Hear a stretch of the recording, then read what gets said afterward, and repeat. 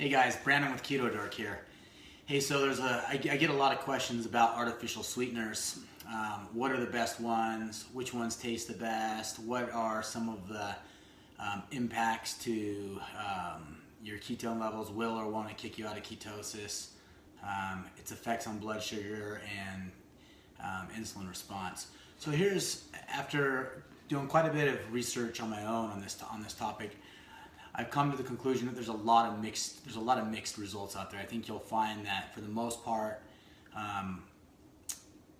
everybody's kind of saying the same thing, and so really the only thing, my biggest suggestion is that as it relates to how it affects you with blood sugar and the effects on whether or not it'll kick you out of ketosis, is to try it yourself and test a lot. And so that's one of the things that I do quite a bit. And obviously, as you know, I find products and test them, and then if they pass the taste test, and then we take it to some blood testing. Well, on most of these products here, I've actually done blood tests. There's one product that I just recently stumbled into that's so good that I'm actually going to take it to get some blood work done on it. But let's talk about the artificial sweeteners. So stevia is very much a preferred product for most of the keto people out there. It's some argue that it's actually good for you for many different reasons. Very mild effects on the GI. The problem I have with stevia is that stevia has an aftertaste that I don't like personally, and so I'm always in search of a better tasting artificial sweetener.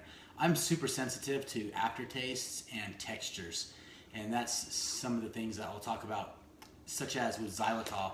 Xylitol, in this particular product, it's xylosweet, but xylitol, it tastes good. What I don't like about it is there's a little bit of an aftertaste, or not an aftertaste, but a texture to it. It's kind of slick. You may taste it in some of the dental candies. Dentists love this. It's supposed to be good for your teeth. I like it. Definitely, I like it. One that I like more is I like Swerve, which is actually an erythritol product. It too has low glycemic index, 0 in fact. I think most of these have a 0 GI, with the exception of, no, actually I think even sucralose has 0 glycemic index. But Swerve is great. It cooks well, tastes great. It has a little bit of a slick aftertaste, or not aftertaste, but a texture to it. One of the new ones that I found is this product made by the Wheel guys. It's called Smart Sweet. It's by far the best one I've had yet. In fact, it's so good that I am going to do some blood work on it, because if this holds up and it doesn't spike my blood sugar and it doesn't kick me out of ketosis, I really like it. The flavor profile is really good. It cooks well. I've made some other things with it, some syrups and some desserts, and it acts like sugar. I'm going to actually put it to a heat test and actually going to fire it up and try to glaze it with some creme brulee and see how it pans out. But I really like this product.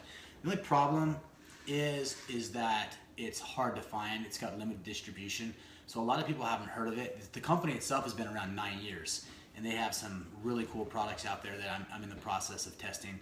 You'll see more from these guys that I have. They have a line of buns, dinner rolls.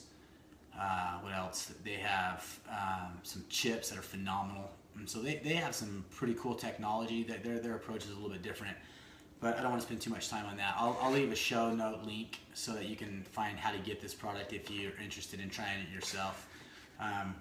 Another product that's popular out there is a blend product like Trulicious. I didn't like this. It too has the aftertaste very similar to stevia. In fact, I found it a little bit stronger of an aftertaste, and it's made with erythritol, stevia, rabiana, and monk fruit. Now, monk fruit is, and the other thing that I didn't care for is it's not a 1-to-1 ratio, which this is a 1-to-1 ratio. This is a 1-to-1 ratio. Stevia is not, as you guys know. It requires some tricky math to get it exact right. Monk fruit also is a little bit tricky because it's quite a bit like stevia. It's quite a bit sweeter than sugar. Some say 300 to 600 times sweeter.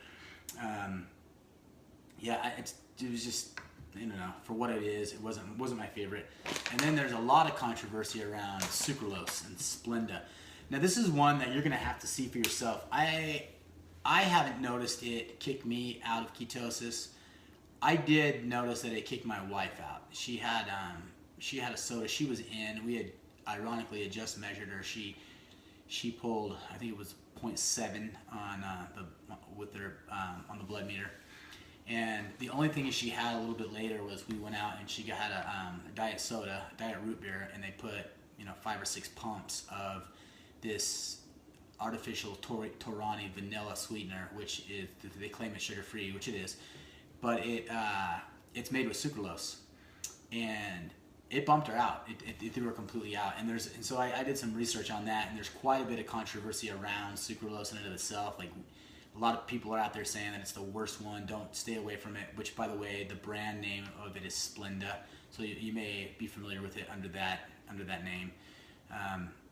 You'll find it in blends in some of the diet sodas. You'll see like a sucralose aspartame blend. I think Diet Mountain Dew and some of the other popular drinks out there carry the blend a little bit. But all in all, I don't care for it. And then one of the other things that you got to really watch out for with this product is the powders are one of the reasons that it's controversial is because they have fillers in it. I think dextrose is one of the fillers that's used in sucralose. So that's sugar. So I'm not surprised that it would kick you out. But me personally, I haven't noticed it that much. But anyway, so there you kind of have it. You have your major types. You've got your stevia, you got your xylitol, you got your erythritol. Your xylitol, your erythritol are great. I prefer them. I'm not a fan of stevia. A lot of people are. I'm not. But this new stuff, I'm super curious. In fact, let me go back to this for a second because it's got some interesting. It's made of an isomalto oligosaccharide. They call it an IMO, and it also has citrus, aurantium extract, and rubidiana extract.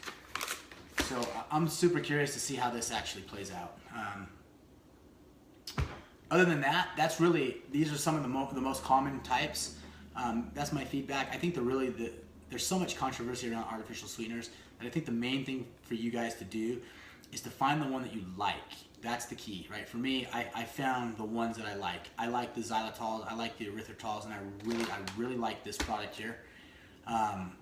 And if this holds up, I'm gonna do some blood work that I'll get to you guys. I'm gonna do some BHB tests on it, and so look for this. I'll post this this test when I'm done with it. And if it holds up, this will probably be my go-to product. And one of the things I want to remind you guys of that's super important is I don't have an affiliation to any of these products. I'm not getting paid. Remember, the whole idea of this whole Keto Dork site and the niche that we're going after, right, is we're trying to provide a tastier and more effective, friendlier hack to our way through this lifestyle called ketosis. And for me, I get really sick and tired of going to these blogs. You go to a blog to do some research on measuring blood work or what's the best artificial sweetener or anything, and it almost seems like without question there's always somebody trying to hustle you for some promotion, some ketosis plan that's better than anybody else's. They're trying to sell you something. And so this is not what this is about. You're not going to find any paid advertisers on our site. You're not going to find any special interests. This is purely my third party testing and review. I'm completely neutral. If I find something that I like, I'm going to stick with it. I'm going to do a lot of recipe tests and different things around it, but because I think that's what we're after. I think we're all after what's the next best thing, what's the next best hack, what's going to make this easy and tastier for us all, so that we can have more longevity in this ketogenic lifestyle. So having said all that, look for some blood work tests coming up in some future videos on these artificial sweeteners. And for now, appreciate you guys stopping by, and have a great one. See ya.